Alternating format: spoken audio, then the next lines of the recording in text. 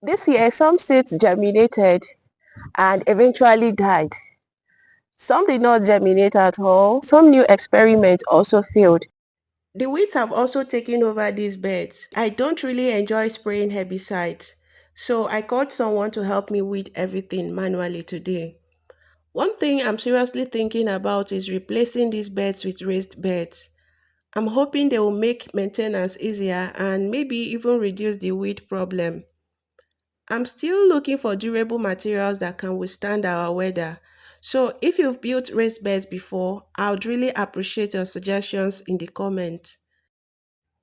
Now this bed is finally ready. Since it's quite wide, I've decided to plant tomatoes here. They need enough space to grow well, so I think this bed is a good choice. All right, the tomatoes are in the ground now.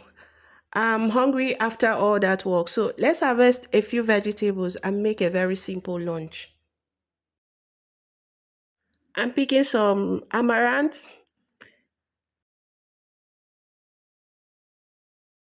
Here's some scent leaf.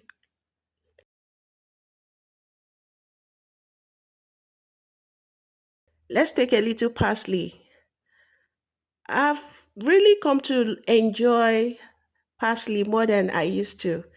Maybe because I am growing it in my own garden. Here I'm picking some kales as well. And of course, spring onions. These coconuts are ready. You can differentiate them by the color. This is orange and this is black. So the black is matured. I need only one, but I'll pick two so I can share with the person helping me today. I'll also give him a few fresh corn cobs. This is one of my favorite things about having a garden. No matter how challenging the season has been, there's usually something you can harvest. And it's even much better when you can share it with someone. Let's go to the kitchen and prepare something really delicious and very simple. As I'm preparing lunch, I'm thinking about this year's garden.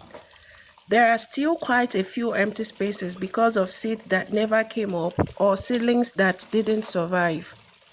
The weather has been unpredictable and some things were simply beyond my control.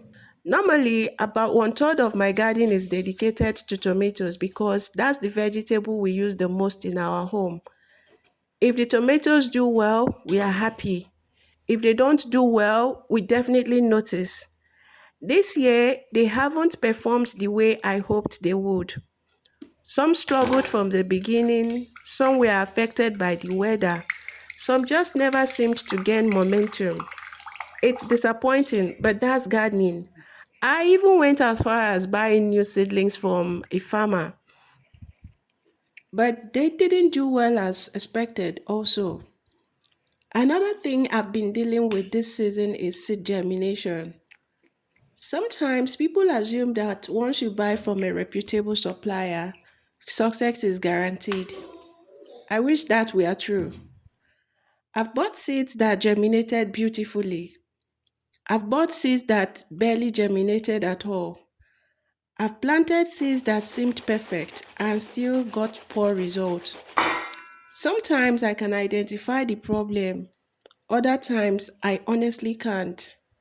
Gardening can be humbling like that. You quickly learn that you don't know everything. I've also been experimenting with some new varieties this season. I enjoy trying different vegetables and different varieties because that's how I learn what works in my area. Some of those new varieties didn't survive. Some survived but didn't produce much. Some have spent most of their time fighting pests. A few are still hanging on, and I've decided to leave them and see what happens. If a plant still has some life in it, sometimes I give it a little time.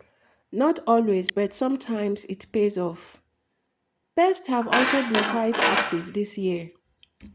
If you've been gardening for any length of time, You already know how that goes. One day, a plant looks healthy. A few days later, you notice damage on the leaves. Then you start inspecting. You start looking under leaves. You start trying to figure out what's causing the problem. It's just part of gardening. I don't enjoy dealing with pests, but I accept that they are part of the process. Every year brings its own challenges. Some years it is pests, some years it is diseases, some years it is weather. This year seems to be a little bit of everything, but that's okay too. One thing gardening has taught me is patience. Years ago, when something failed, I would get frustrated very quickly. Now I look at things differently. If something doesn't work, I try to understand why. If I can fix it, I fix it.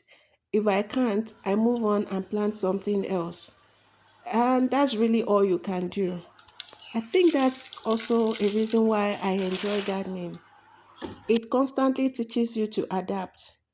You make plans, but then you adjust those plans. You try something, it works, or it doesn't work. Then you try something else. And over time, you learn. One thing I've noticed is that every gardening season tells a different story. No matter how much experience you have, no two seasons are exactly the same. You can plant the same crop in the same place and get completely different results. That's why gardening is never boring. There's always something new happening. There's always something new to learn. Even after years of growing vegetables, I still get surprised. Sometimes in good ways, sometimes not so good ways, but surprised nonetheless. Back to my food. I love this food. And the drink, coconut and blackberry blend, is perfect, especially with the eyes. If you are making this drink for kids, I think that you should sweeten it up a little bit. Can add your sugar, sweeteners, honey, anything that works well for you. This noodle is not boring at all.